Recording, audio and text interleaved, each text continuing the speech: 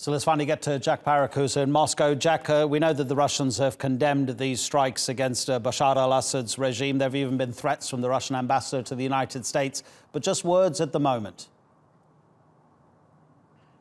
Indeed, at the moment, just that, and it doesn't look like there will be any military action taken by the Russians. We know that Russian warships left the Tartu space in Syria in anticipation of these strikes, but I think there is a slight element of relief that the airstrikes conducted by the US, France and the UK hit only 3 sites that are run by the Syrian government and are really not anywhere near any Russian military installations in Syria. Had that have happened, we might have had a very, very different situation on our hand.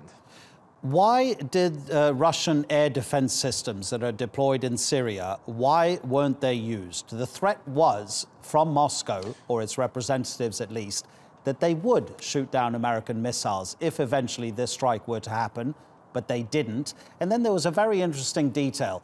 The Russians have that Khamim air base in Latakia.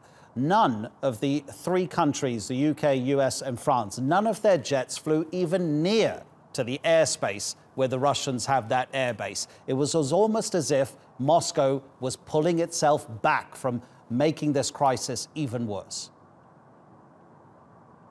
Yeah, the suggestion here really in Russia is that they didn't want this strike to happen, but that it's very clear that the Western partners really didn't want to go too close to the Russians either.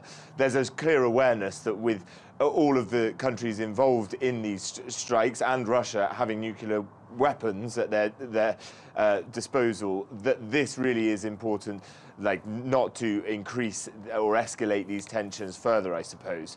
What you're seeing, though, is Russia continue to support the Syrian president Bashar al-Assad. And in fact, he now has control of eastern Ghouta and Duma, and looks like the rebels in Syria have almost been driven out from one of their last strongholds. So now we'll have to wait and see what happens. There was no Russian blood spilled in Syria. That we would expect would require Russian military retaliation. But what happens now is, from a Russian perspective, is they will continue to watch whether there are any future strikes. And if not, then they say they want to rebuild Syria under the presidency of Bashar al-Assad. And yet, Vladimir Putin, while saying that he and his country are supporting the legitimate government of Syria who are fighting terrorism, Vladimir Putin a few months ago said that terrorism and Daesh in Syria was defeated. So there's something else going on there, isn't there? When you say rebuilding Syria, what is Russia's interest in Syria? It's only been involved in this war for a few years compared to when it began 7.5 years ago or so now.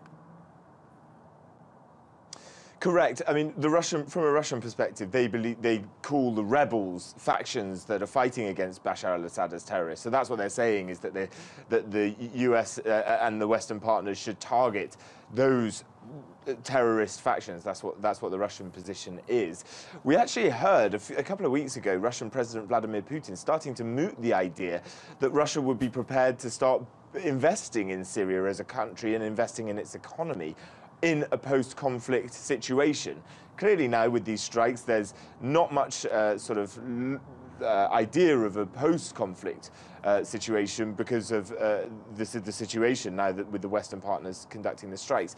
But we saw these kind of strikes conducted by the US 1 year ago. There was no Russian reaction then, no Russian military retaliation.